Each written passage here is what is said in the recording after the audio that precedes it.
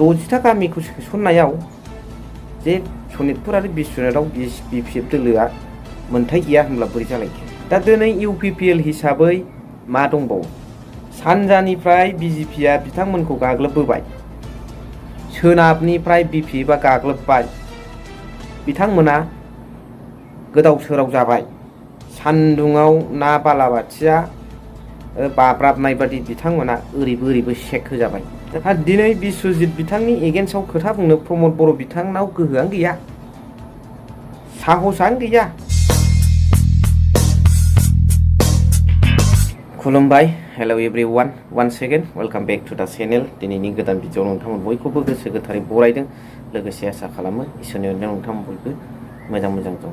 थ' खोथाया जाहैबाय ट्रेन्डिं बर्थमानाव निउस मिडिया जेरावबो दामगासिनो दं जे मानगोनां MLA सरन बर' सार आरो लोगोसे क्रिश मोसाहारि बिथां सारमोना सनितपुर जिल्लायाव थांनानै इलेक्शना खाथिसै नालाय, BTC इलेक्शना, मोनफ्रोमबो दल संगठना इलेक्शननि थाखाय रायजो राजाफोरनो माखासे गावसोरनि एजेन्डाखौ लानानै रायजो राजाफोरनि खाथियाव नुजाहैयो। बे दैदेनगिरिफोरनि खामानिखा।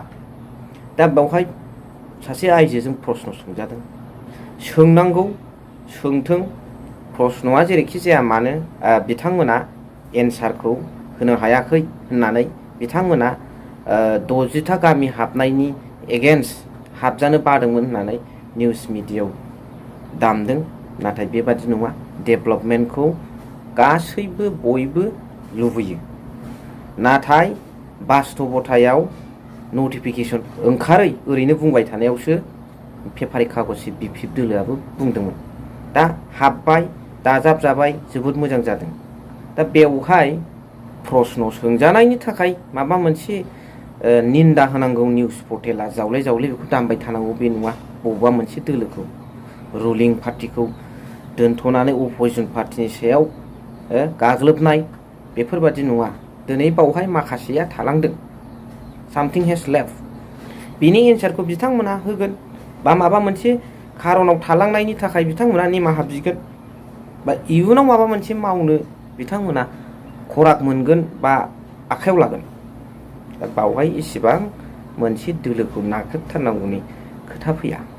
बेनि अर्थआ ओरै जाहैबाय, UPPL दोलो अर्थात BTR गभर्नमेन्टआ BTR एग्रिमेन्टनि गेजेरजों सनितपुर आरो बिश्वनाथ जिल्लानि 60था गामिखौ सोसनबाय, सरकाराव फैबाय नालाय बेखौ बिथांमोना मावबाय।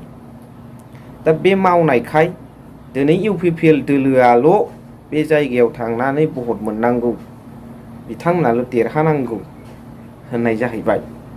UPPL दोलोनि थिंकिंआ, आइडिअलजिया, BTR गभर्नमेन्टनि प्रमद बर' बिथांनि दैदेननाय दोलोनि आइडिअलजिया। नाथाय 17 बोसोरावबो जे BPF दोलोआ बेसेबां लामा दालां, स्कुल कलेज, इनस्टिटिउसन डेभेलपमेन्ट, इनफ्रास्ट्राक्चार, सोरनोबा अनसुंथाइ, हेन्डलुम टेक्सटाइल बायदिसिना लुनानै गालांदों, बिथांमोना मावदों।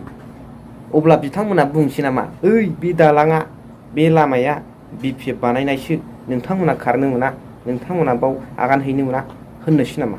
दिनै UPPL दोलोआ सरकाराव फैनाय लोगो लोगो 60था गामिया हाबसनजाबाय आरो बियो एग्रिमेन्टनि मोनसे दफा मथे मावनांगौ खामानि हिसाबै बिथांमोना मावबाय। जों जाफुङैखौसो बुंबाय थादों, जाफुंनायावथ' माथो लस दं। दा बे 60था गामिखौ सोसननायाव जे सनितपुर आरो बिश्वनाथाव BPF दोलोआ मोनथाय गैया होनब्ला बोरै जालायखो। बे लामा दालांजों खारनो थाखाय मोनथाय गैयाथ' होनफेराखै BPFनिफ्राय। रायजोनि उन्नति मावग्रा दोलो हिसाबै मावदों, मावनांगौ।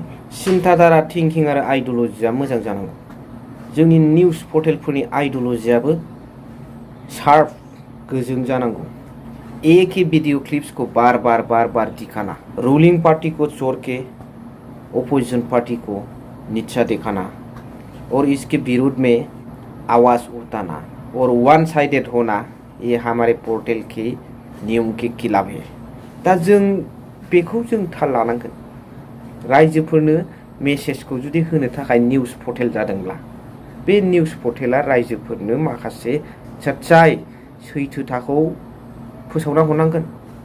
चाहे वो कांग्रेस का हो, चाहे वो बीजेपी का हो, चाहे वो BPF का हो, चाहे वो UPPL का हो, जो भी हो सच्चाई को बाहर लाना है और इसको ये सच्चाई को लोगों तक पहुंचा देना है।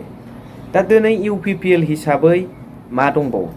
सानजानिफ्राय BJPआ बिथांमोनखौ गाग्लोबबोबाय, सोनाबनिफ्राय BPFआ गाग्लोबबाय, बिथांमोना गोदाव सोराव जाबाय, सान्दुङाव ना बालाबाथिया बाब्राबनाय बादि बिथांमोना ओरैबो ओरैबो सेक होजाबाय।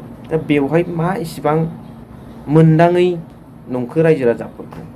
हा दिनै बिश्वजित बिथांनि एगेन्स्टआव खोथा बुंनो प्रमद बर' बिथांनाव गोहोआनो गैया, साहसआनो गैया, जायनि थाखाय गावनि रति महारथि डेपुटि चिफ गबिन्द बसुमतारी सार, फरेस्ट मिनिस्टार रन्जित बसुमतारी सार बिथांमोनखौसो बाहायदों, बिथांमोननि खुगाजोंसो बुंहोदों।